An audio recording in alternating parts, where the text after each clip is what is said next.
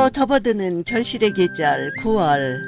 오늘도 사랑의 갈대상자 교회에 오신 성도 여러분 진심으로 환영합니다.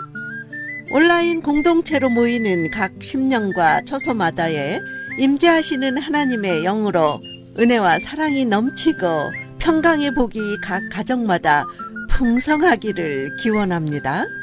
갈대상자 예배 공동체는 줌을 통해 예배와 회의를 진행하고 유튜브를 통해 말씀을 나눕니다.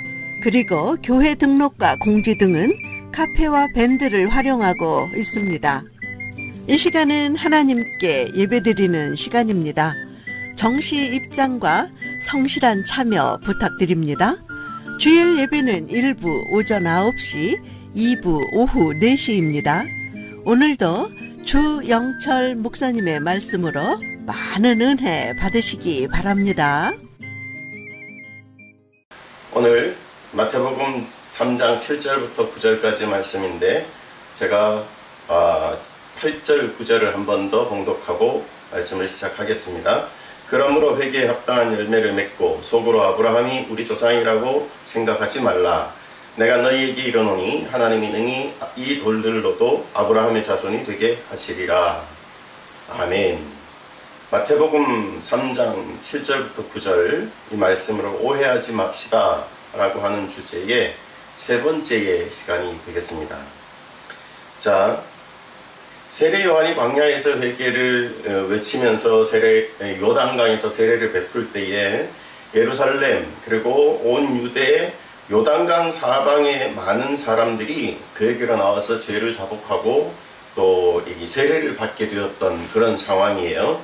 그때에 요한의 그 특이한 행색과 말이 사람들에게는 어떤 호기심도 자아냈을 수도 있고 또 어떤 그 간절함, 기다림 끝에 이분인가 보다 라고 하는 기대감도 있었을 겁니다. 거기에 수많은 사람들이 따라 나왔다라고 하는 데에 바리새인들도 있었고 사두개인도 있었습니다. 서기관 이런 사람들도 당시의 종교 지도자라고 하는 상당히 자타가 공인할 정도로 의인이다라고 말할 수 있는 사람들이 함께 나왔는데 이제 그 함께 나왔던 사람들 중에 그들은 의인인데 라고 생각할 만한 자신들도 우리는 의인인데 라고 생각할 만한 그 사람들을 향해서 세례 요한이 외쳤던 말이 오늘 본문의 말씀이지요.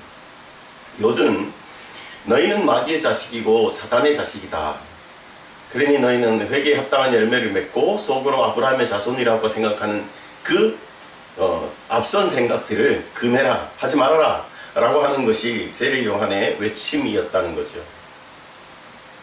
이 말을 듣고 상당히 당황했을 것 같은 사람들은 그 말을 듣는 모든 사람이 아니라 그 말을 들으며 당황하는 사람들은 의인이라고 여기는 바리새인들, 사두개인들, 서기관들 이러한 사람들이었어요. 왜냐하면 당시에 세리나 창기 이런 사람들은 저 사람들은 죄인이야 라고 인정을 하던 사람, 그러니까 자신들도 우리는 죄인이라고 여기는 사람인데 반대로 바리새인들이나 사두개인들은 남들도 그렇고 자신들도 그렇고 우리는 의인이야, 이쯤이면 믿음 생활 잘해. 그러니까 지난주에도 이런 말씀으로 먼저 시작을 했어요. 이러한 상황 가운데서 이들이 이 말을 듣고 예수님이 하신 말씀이니까 우리를 구원하러 온 구세주시니까 저분의 말은 틀림이 없을 거야. 그럼 우리에게 있는 잘못은 뭘까? 우리가 그러면 착각한 건 뭘까? 라고 돌아봤으면 좋았을 텐데 그들은 그렇지 못했다는 거죠. 오히려 그분 오시는 구세주 예수님을 십자가에 못 박고 오히려 하나님의 아들을 배척했어요. 하나님을 잘 섬긴다라고 하는 사람들이 오히려 하나님이 보내신 구세주를 거절했다는 말이죠.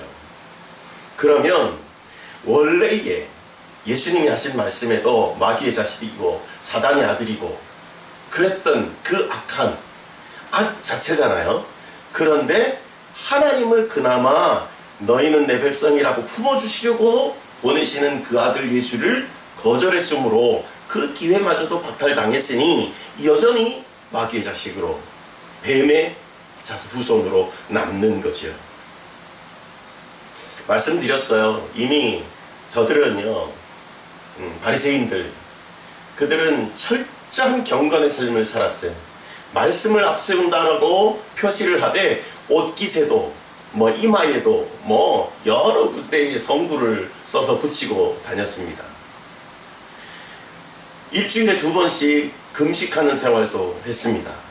동네 어귀에 큰 길가에 서서 기도하는 것도 좋아했고 잘했고, 경건에는 당시의 사람으로는 이와 같은 모습까지도 따라갈 수 없을 정도의 특출한 사람이었습니다. 누가 뭐래도 혈통적으로도 아브라함의 자손이었고 자신들은 회개가 필요치 아니한 그런 존재들이었다. 자타가 공인할 수 있는 의인이었기 때문에 말이죠. 그런데 이러한 사람을 향하여서 세례 요한은 독사의 자식이라고 말하고 심판과 저주의 대상이라고 말했던 거죠. 왜 그럴 수밖에 없었는지, 아니 세례 요한의 이 말을 왜 받아들일 수 없었던지 그 뜻을 한번 새겨보면, 바리새인에게서는 독사의 자식이다 라고 하는 말은 사실은 이건 복음이었습니다. 사람마다 인격이 있고 상식도 있고 예의라는 것이 있어요. 이걸 벗어나면 참된 도리가 아니다 라고 생각하는 것이 우리 정상적인 사람의 삶의 패턴 가운데는 적지 않은 규칙 내지는 의식으로 남아있는 것이 사실입니다. 그러다 보니까 사람이 제일 하기 힘든 말은 어떤 말이냐 하면 상대방이 듣기 싫어하는 말을 하기가 더 어렵습니다. 상대방이 좋아하는 말은 얼마나 하기가 쉽습니까? 사실 그렇지 않더라도 당신은 내가 보기에는 최고의 미인입니다. 당신은 내가 보기에는 최고의 현명한 사람입니다. 그렇게 말해준다고 실제로 그가 최고는 아니지만, 그러나 사람의 마음은 기쁘고 듣기 좋은 말이잖아요. 그죠? 그런 말은 하기가 쉬워요. 당신은 바라보기만 해도 내 마음이 편해요. 안 편해도 그렇게 말해줄 수 있어요. 근데 남이 듣기 싫은 말은 정말 필요한 말임에도 불구하고 말하기는 엄청 어려워요. 그래서 이런 의식들이 지배적이다 보니까 남이 듣기 싫어하는 말은 하지 않는 게 오히려 상식이다 라는 말이 상식처럼 통해요. 그게 우리 세태잖아요. 그러나 여러분, 이러한 배경 가운데 있어도 구원이라고 하는 문제에 있어서만큼은 이 부분을 좀 초월해야 된다. 저는 그렇게 여깁니다. 심판이 있습니다. 당신은 저주의 대상입니다. 그러니까 예수님을 믿으십시오. 그래야 구원받습니다. 사실은 예수님을 믿으면 구원을 받는다는 말은 참 좋은 말인데, 가장 필요한 말인데, 앞서 말하는 당신은 심판의 저주의 대상이고 그런 입장에 놓여 있습니다 라고 말하는 거는 사실 쉽지 않은 말이거든요. 그러니까 복음은 사실 그대로를 전해야 하는 것이 복음입니다. 그렇지 않으면 말씀드리는 그 구원이라는 것을 받을 수 없게 되기 때문에 그래요. 외국의 경우에요, 불치병을 앓는 한 사람이 있다라고, 가까이에 있는 사람이 있다라고 생각을 한다면, 외국의 경우에는 환자에게 그 병의 증세를 사실 그대로를 말해주는 것들이 다반사입니다. 우리가 영화나 어떤 외국 문화라는 것들을 이렇게 접해봐도 그렇게 알 수 있잖아요. 그죠? 그런데 우리나라는 환자에게 충격이 갈까봐, 더 마음이 괴로워할까봐 그 이상, 더 이상 이 사람에게 숨길 수 없을 때까지 숨기는 그런 정서적인 면을 가지고 있어요. 그죠? 그래서 악착같이 숨겨요. 그러나 숨기는 것이 좋은 건 아니죠. 왜냐하면 환자가 자기의 죽음을 준비할 수도 있는 마지막 기회를 어쩌면 빼앗는 것이 될 수도 있기 때문에 그렇습니다. 사실은 사실대로 말해주고 그 사실을 토대로 해서 어떠한 준비와 어떠한 대책이 가장 현명하냐, 그걸 함께 찾아가는 것이, 그걸 함께 마음으로 나누는 것이 가장 현명하지 않을까라고 하는 생각입니다. 여러분, 이와 같은 면들을 지금 우리 복음을 이야기를 하면서 이 환자에 대처하는 서양이나 또 우리나라의 정서를 이렇게 비교해 봤습니다만은, 바울 경우엔 복음 앞에서 그가 어떤 태도로 어떤 행동을 하는지를 보십시오. 갈라디아서 1장 10절부터 12절인데 제가 앞부분만 읽어드리겠습니다. 갈라디아서 1장 10절입니다. 이제 내가 사람들에게 좋게 하랴 하나님께 좋게 하랴 사람들에게 기쁨을 구하랴 내가 지금까지 사람의 기쁨을 구하는 것이었다면 그리스도의 종이 아니니라. 이렇게 말합니다. 여러분, 바울은 하나님 앞에서 하나님의 기쁨을 구하면서 주의 일을 감당했습니다. 그리고 오직 믿음으로 구원을 받는다.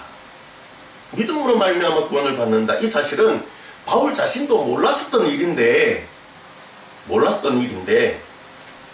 하나님의 계시의 은혜로 말미암아 깨달은 것이 이것이다 라고 외치는 것이 오직 믿음으로 구원을 얻는다. 여러분, 저 역시도 복음이 제게 오기 전까지는 나도 독사의 자식이요 마귀의 자식인 줄 몰랐습니다. 내가 얼마나 뱀을 싫어하는데요. 뱀 징그러워요. 어릴 때는 못 모르고 동네 아저씨들이 이렇게 구워주는 것들을 먹어보기도 했었던 그 기억이 있습니다만은 근데 지금은 생각하면 징그러워요. 뱀은 무늬만 봐도 싫다 이런 생각이 나고요. 더군다나 내가 마귀의 자식이라고요? 마귀를 얼마나 싫어하는데 내가 마귀의 자식이에요. 개인적으로 생각해보면 그러긴 하는데, 그러나 하나님의 말씀에 나를 비추어 보면 내가 뱀의 자식이 맞고 마귀의 자식이 맞아요. 어찌할 수 없어요. 근본 정체성이라는 게 그런데요. 바리새인들에게 요한이 뱀들아 독사의 새끼들아 이렇게 외쳤을 때 사실은 여러분 냉정한 생각으로 정말 무엇이 현명한 거냐라고 그런 시각으로 보면 이건요 저주가 아니고 복음입니다. 가장 충격적이고 듣기 싫은 이 말이 왜 복음일 수밖에 없는지 한번 생각해 볼까요? 가장 먼저는요, 자기 자신이 정확한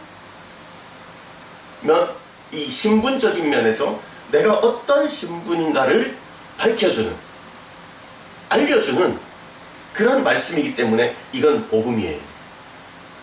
구원받기 위해서 제일 먼저 필요한 것이 뭘까요? 내가 누구인지를 깨닫는 게 제일 중요한 거죠. 제일 먼저죠. 내가 뱀의 후손이기 때문에, 독사의 자식이기 때문에, 마귀의 자식이기 때문에, 그래야 이렇게 불쌍한 나, 이렇게 악하고 연약한 나 하나님 구원해 주세요 라고 요청할 수 있는 것이기 때문에, 내가 의인인데 무슨 요청이 필요해요. 그런 요청이. 내가 의인이라서 구원받을 이유가 없는데 무슨 구원을 받겠다라고 구원해 주세요 하겠어요. 두 번째는 복음일 수밖에 없는 건요, 자신들에게 주어진 임박한 진노가 가까이 와 있다는 걸 깨닫는 거예요. 이 말씀을 통해서 말이죠. 그래서 복음이지요. 마태복음 3장 10절에 예수님이 그러시죠. 이미 도끼가 나무 뿌리에 놓였으니 좋은 열매 맺지 못하는 나무마다 찍혀 불에 던지우리라. 이렇게 말합니다. 인간은 하나님이 언제든지 찍어서 불에 던져 넣을 수 있는 그러한 존재예요. 마치 우리가 땔감을, 나무를 이렇게 보면 저건 오늘 아궁이에 넣을지 내일 아궁이에 넣을지 난로에다 넣을지 캠핑 가서 뗄지 오늘일 수도 있고 내일일 수도 있고 그렇게 마음 먹을 수 있는 것처럼 우리 인간은 하나님에게서 그렇다 이 말이에요. 그러니까 나는 하나님이 수확이라고 하는 그 추수기에 추수하실 때에 쭉정이로 영원한 지옥의 형벌에 던져질 수 있는 존재, 하나님의 저주와 심판을 받을 수밖에 없는 존재, 그게 나라는 사실을 깨달아야 구원이라고 하는 구원 요청, 필요성, 그걸 아는 거죠. 그러니 이 말은요 절대적인 복음입니다. 그러므로 구원은 한 번 더 말씀드리면 이 두 가지, 나의 정체성, 내가 어떤 존재냐, 그리고 하나님의 심판, 그리고 하나님의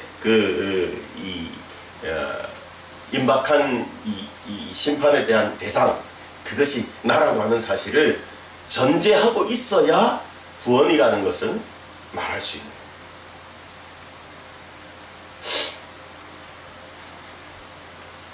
그러니 예수님이 세례 요한이 이어서 말합니다. 이 독사의 자식들아 라고 말하고 뱀의 후손이다 라고 말하고 그런 다음에 그걸로 끝이면 얼마나 소용없는 짓이겠어요.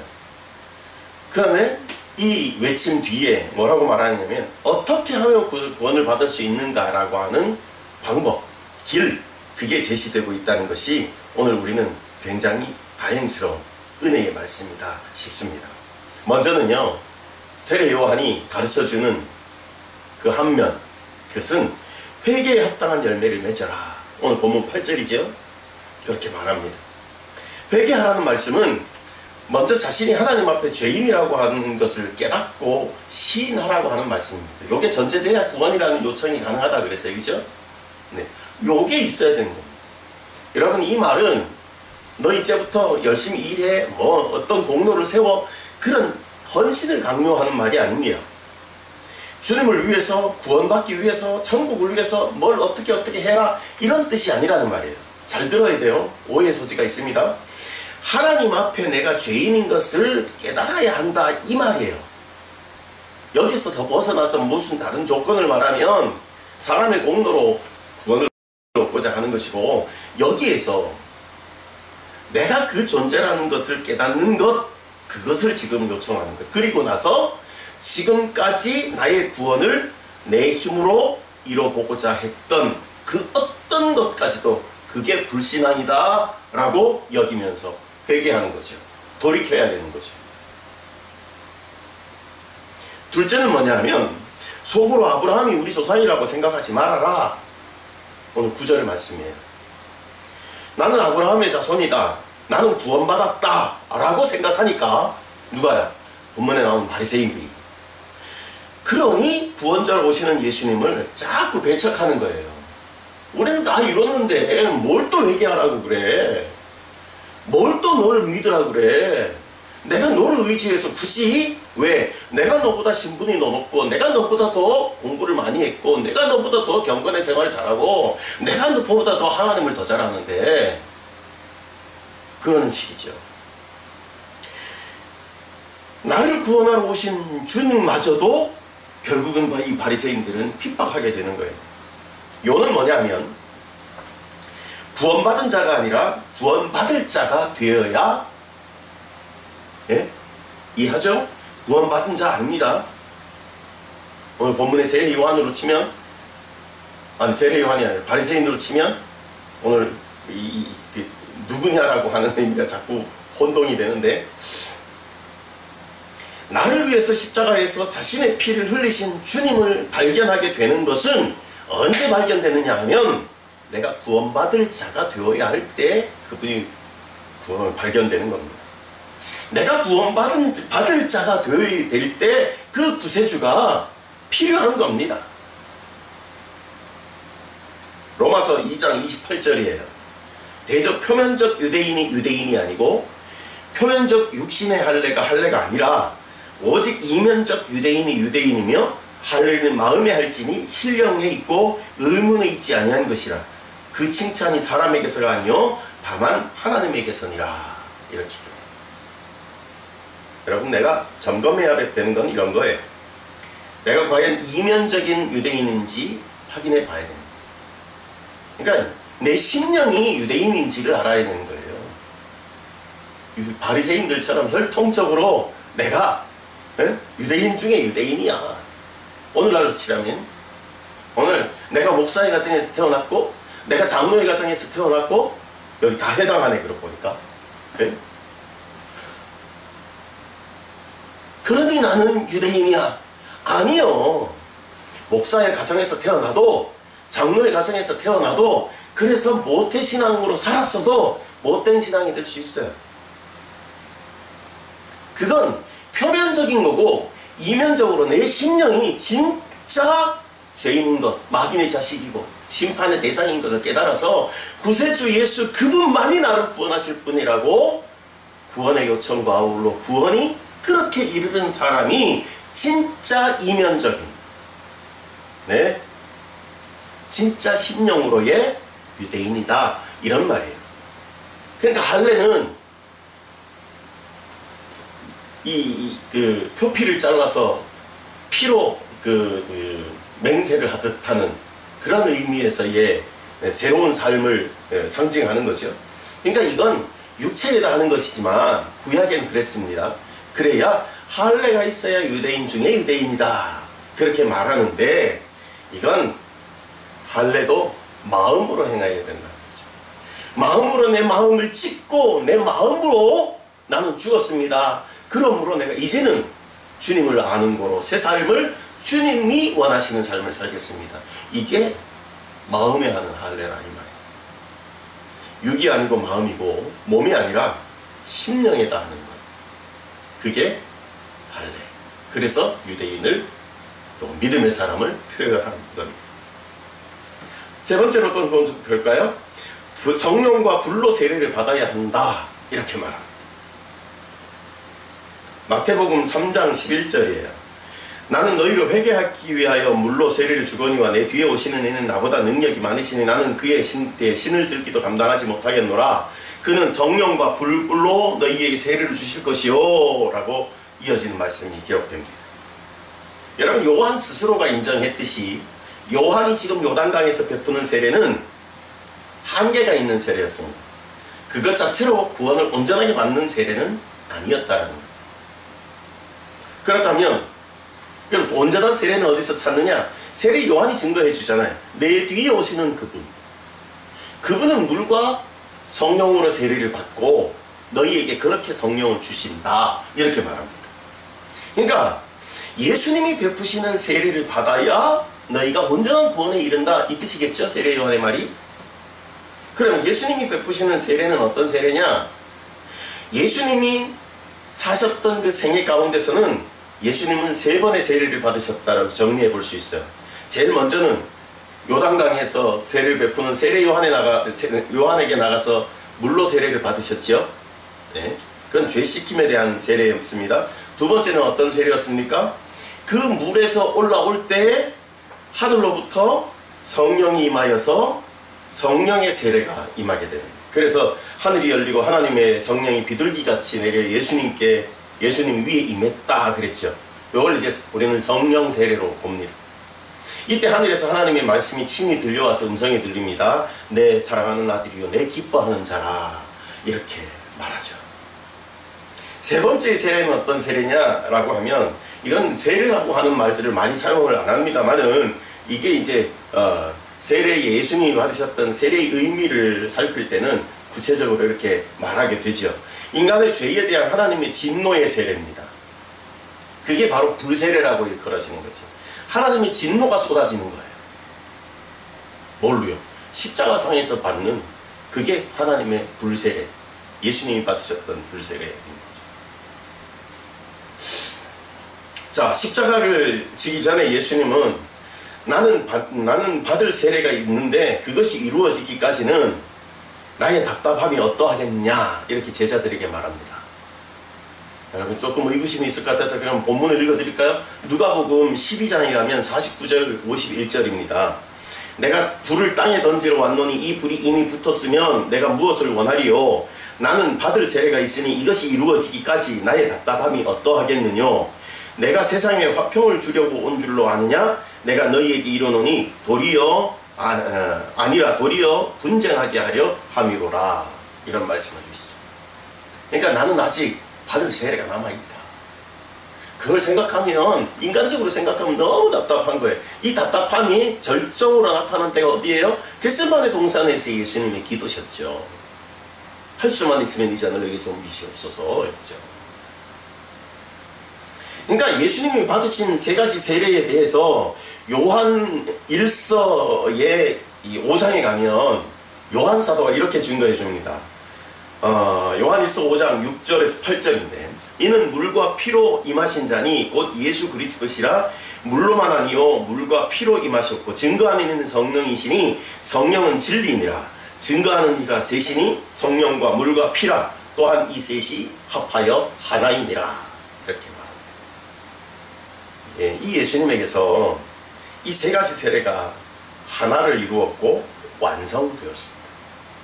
그러니까 예수님의 세례라는 것들, 그러니까 세례 요한이 베푸는 물세례로 이루어지는 온전한 세례? 아니, 그것은 준비하기 위한, 어떤 걸 준비해요? 예수님이 오셔서 너희에게 주실 세례를 준비하기 위한 세례가 세례 요한이 베풀었던 세례.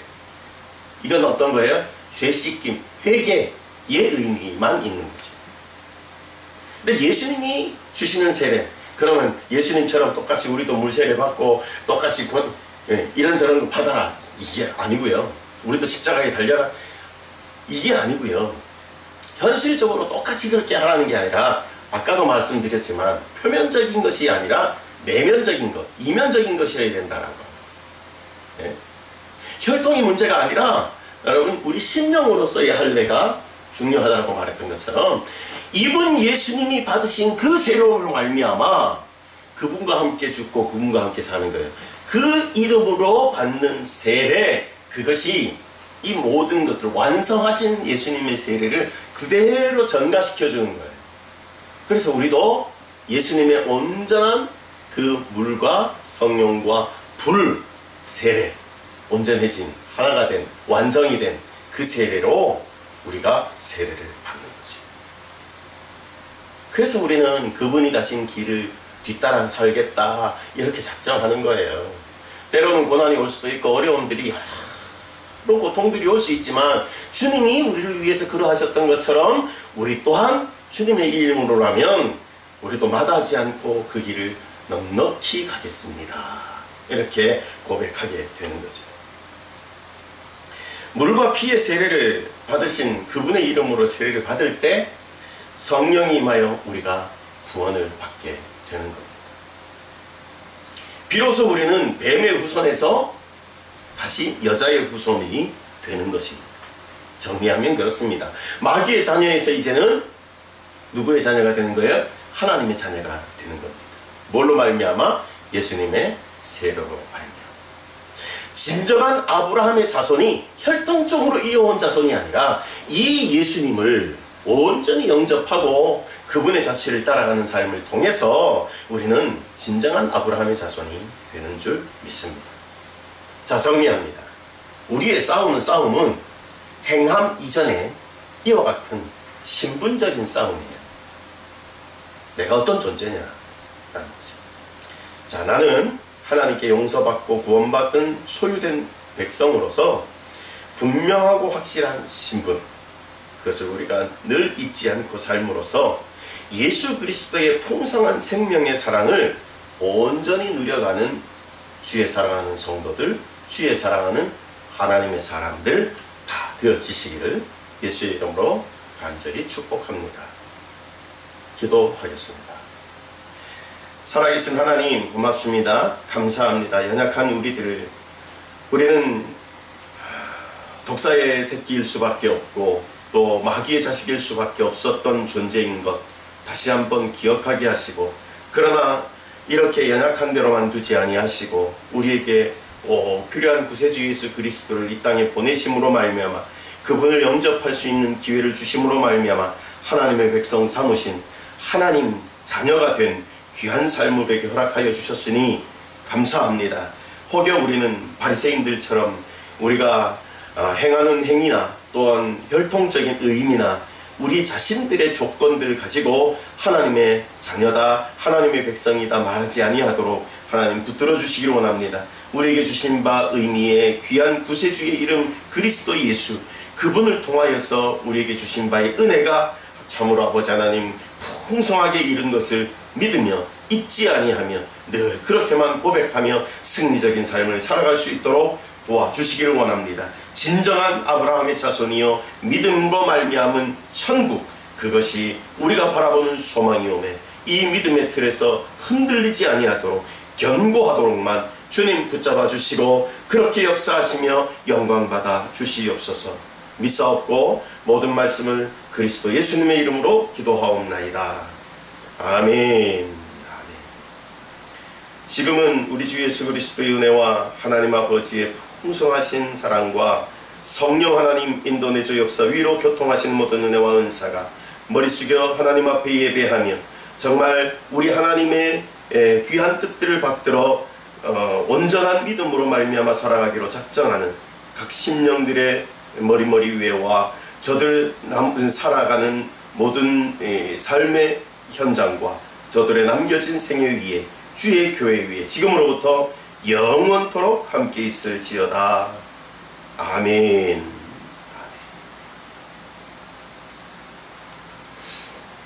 아멘. 감사합니다. 예배 잘 마쳤습니다. 다음 주에 또 기쁘게 만나겠습니다. 샬롬.